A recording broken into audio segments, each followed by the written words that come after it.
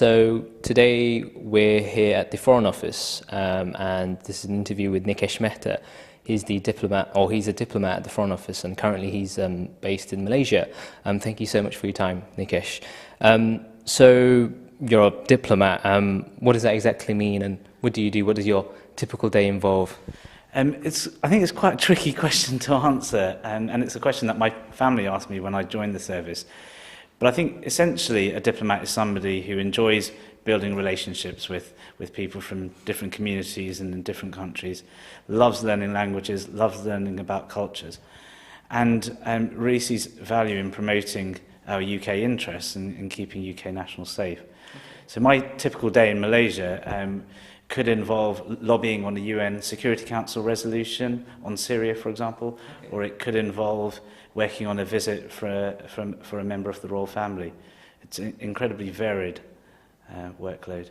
So it's quite different every day then, it's not the same thing, it's not the same monotonous? No, and I think that's one of the things I love about this job. Every day is genuinely different, and things come up at very short notice. Right. If you're a consular officer, for example, you could get a call in the middle of the night to say, there's been an incident that you've got to deal with rapidly. I mean, it's not always high pressure stuff, but it's always exciting, I think. Cool. So what are you doing? What's your key responsibilities at the moment in Malaysia? What are you doing? My key responsibilities are to report on Malaysia's foreign policy and security issues. So I lobby and try and influence Malaysia's position on our foreign policy priorities. Right. But I also lead on our press work. So essentially that's about promoting the UK and the UK brand overseas. That could range from promoting our retail sectors in Malaysia, but it could also look at our values. And one of the things I'm lobbying on at the moment is on our Preventing Sexual Violence initiative. Oh, right, okay. Which is a big Foreign Office priority and a priority for our Foreign Secretary. Right. And I imagine because you're based in Malaysia, you're also learning the language, Malay, or is that something that you're still getting used to? Well, this job came up at quite short notice, so I didn't have very much time in this role to prepare in terms of language training. But in my team, I have a fluent Bahasa Malaysia speaker, which is invaluable. And I think that's one of the amazing things about the service, that you can and you're encouraged to learn languages. I mean, I think Foreign Office diplomats speak something in the region of sort of 90 or 100 languages, right, which is pretty good. Wow. Yeah. So what made you become a diplomat then? What was the thing that sparked it up? Because you were a teacher before, so I was. You made that transition. Yeah. I think a couple of things. One, when I was in Japan, I really enjoyed the sort of experience of being an ambassador for the UK, and talking about the UK and I guess showing why I'm proud to be British. And the other part is a long-standing interest in international affairs. I like reading about what's going on in the world, and it sounds a little bit corny, but the chance to influence and to change and try and make the places that you go to better places and better places for citizens is good. I think it's something that drives me. Okay, and talk a bit about your experience in Japan, because I read in your blog that there was a bit of a culture shock when you spoke to some students today about being a vegetarian. Yeah, I mean, there was culture shock every day in Japan. As I said, I come from London. I've been brought up in London. I went to university in London. So being asked, going to rural Japan where, I was living amongst the rice paddies and the lights went off at 8 o'clock in the evening was a pretty nerve-wracking experience. But it was also, in the town that I lived in, it was quite unusual to have somebody of ethnicity there. And that was, I think it was a challenge for them, and it was certainly a challenge for me. But the vegetarianism thing was incredibly difficult. Japan isn't known for having a very strong vegetarian culture, and I had to learn the characters for different meats and fishes and products quickly. Okay. It helped having a Japanese-speaking girlfriend. Oh, right. Okay, cool. So in terms of kind of the reaction you got from your family when you wanted to become a diplomat, what were they like? Were they quite worried? Because obviously it's quite it's quite unsettling in the sense that you are travelling a lot, you're away from your family, I guess. I think for my parents, there was a huge sense of pride in me joining the organisation. My dad worked in the oil sector for the whole of his life, but he's travelled a lot. He spent 11 years working in Yemen, for example. Okay. So he understands the interest in having an international career. But I think for my wider family, it was difficult. There's always this impression that working for the British government must somehow count against your values. If you're somebody who came from an immigrant background, there are a lot of people who question why you should be working for the British government. And I had that occasionally. Okay, right. And I mean, it may not be the case, but obviously this issue of you sort of being of Asian and being part of or working for the British government, when you're abroad, are people sometimes surprised at, I guess, seeing an Asian person representing Britain? Do you get that sometimes? Yeah, it may not be the case now, but is that something that... No, I think anyone of ethnicity who's been in our service and served overseas has had occasions where people have been surprised that they are the British diplomat in the room. And it happened to me at a national day not too long ago where I was asked to go and wait with the drivers in the drivers' quarter rather than being invited into the reception. Okay. But in the actual organisation, in the Foreign Office, I haven't once felt that my ethnicity has been a barrier. And in fact, I think for me and my colleagues from different backgrounds, I think the fact that we understand different cultures and we've been brought up with sometimes dual languages and dual cultures has been a massive benefit. It definitely was for me in Uganda. Right, okay, yeah, we'll go on to that later on. I understand that as a diplomat you were based in Iraq, kind of just at the beginning of the war. What was that like? What was that experience like? It was actually at the end of 2003, so towards just after the war. Right. It was for me a really, really humbling experience. Right. I felt proud to go and work there. I felt that it was the right thing for me to do personally. Okay.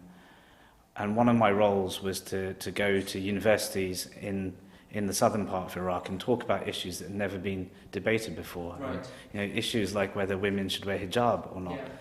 Yeah. And you can imagine at that time, post Saddam's rule, having those sorts of discussions and being a British diplomat and encouraging those discussions was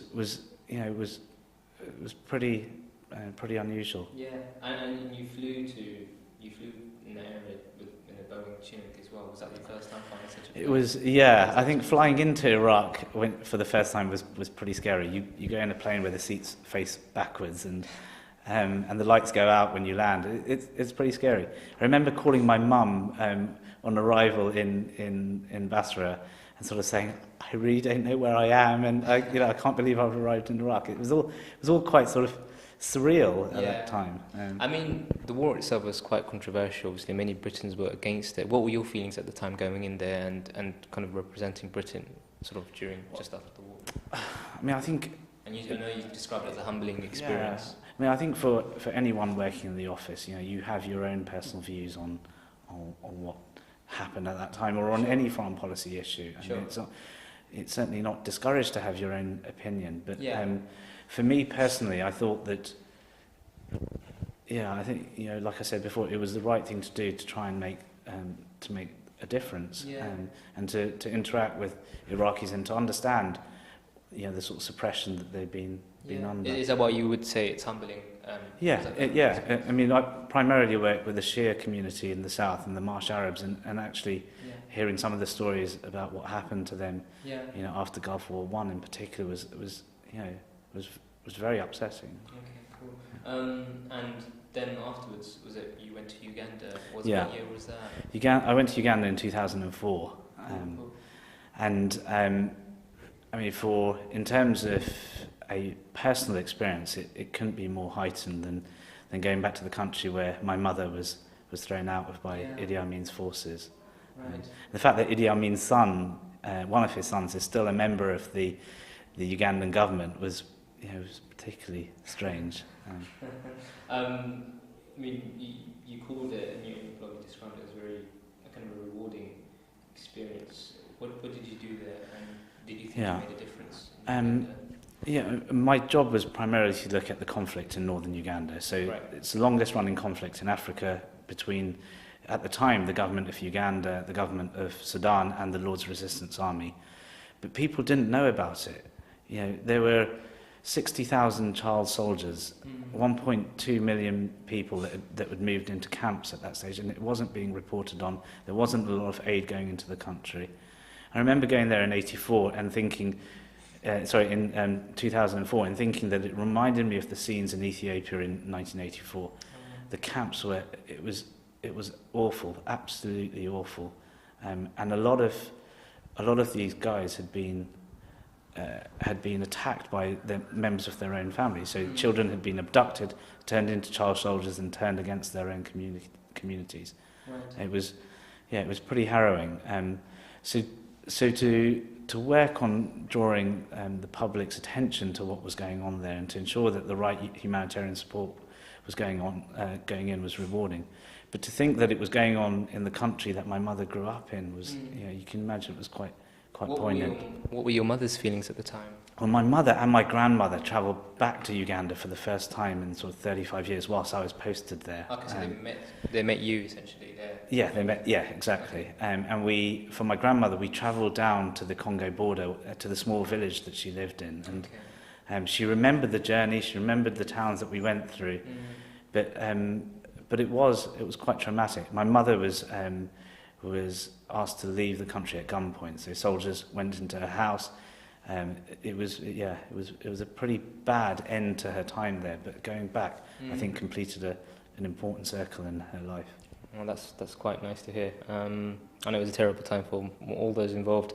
Now you're based in Malaysia, and just speak about how it's like for your family, because I know obviously you have a wife and kid, right? Or two kids? Now. Right, oh, okay. Yeah, Are they two sons or two? No, I had a little girl about 3 months ago. Oh, congratulations. Should update my blog, really.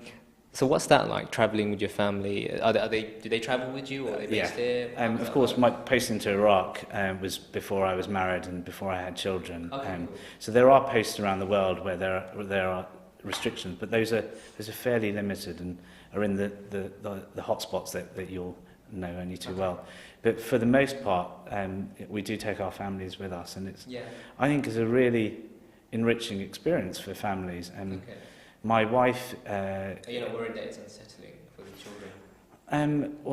This is the first posting I've done with my kids, so I couldn't answer whether it's going to be unsettling, but I think my son goes to a school where he's taught in English and in Chinese, so that sort of experience I think is really, really great, and he understands cultures and he understands languages in a way that I think would be quite difficult elsewhere. So I think it's really good.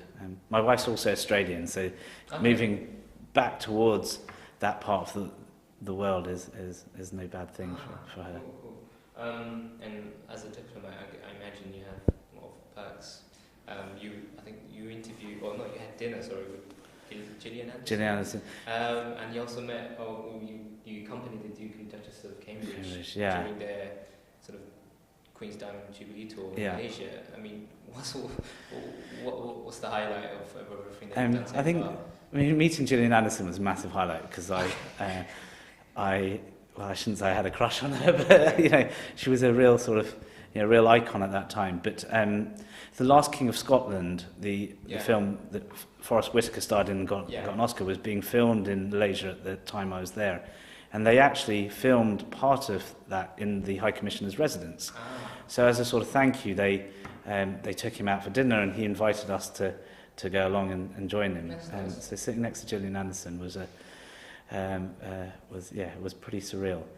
But the Duke and Duchess of Cambridge's visit, it's part and parcel of our role as diplomats overseas to ensure that we have maximum impact when ministers and members of the royal family visit.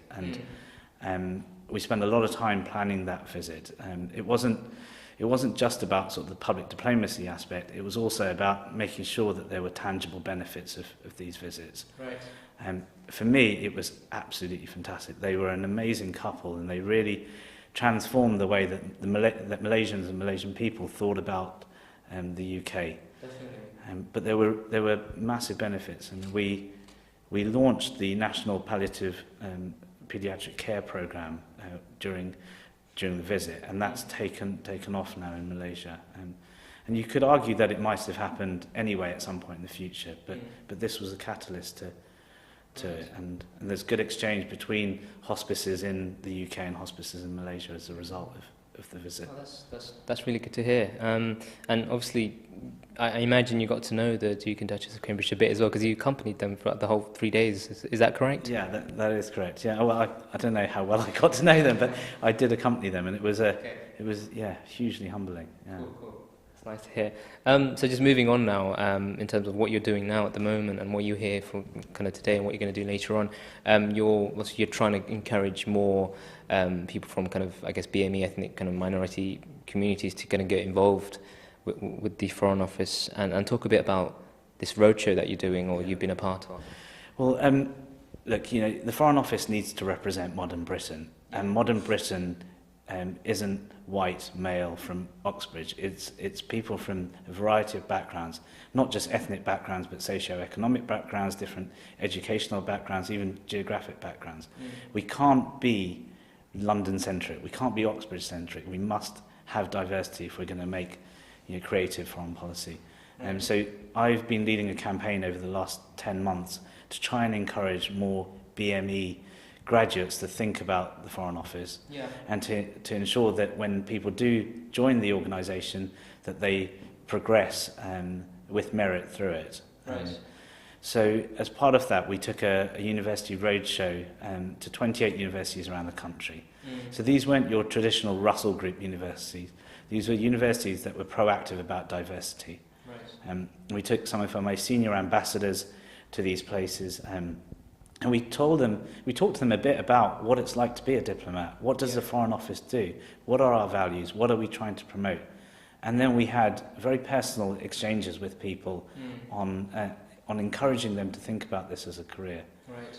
I mean, from my own experience, I think this is an absolutely fantastic career for somebody from an ethnic minority background. I really, really do. You have huge opportunities. You get opportunities to travel the world, but you have opportunities to make a genuine difference in places that you go to. Right. How do you, I mean, when you're, I guess, speaking to these students and then talking at universities, how do you kind of, especially with the Asian kind of graduates, some may feel that this kind of job is not really for them in the sense that, they might be going against their community in some way.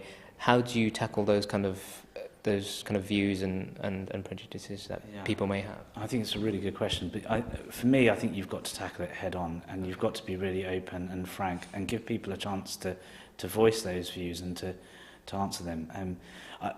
I'm loath to throw statistics at you, but before we did the roadshow, before we did our events, we asked the BME students in the audience what they thought of the Foreign Office and whether they should apply. 25% said that they would apply to it.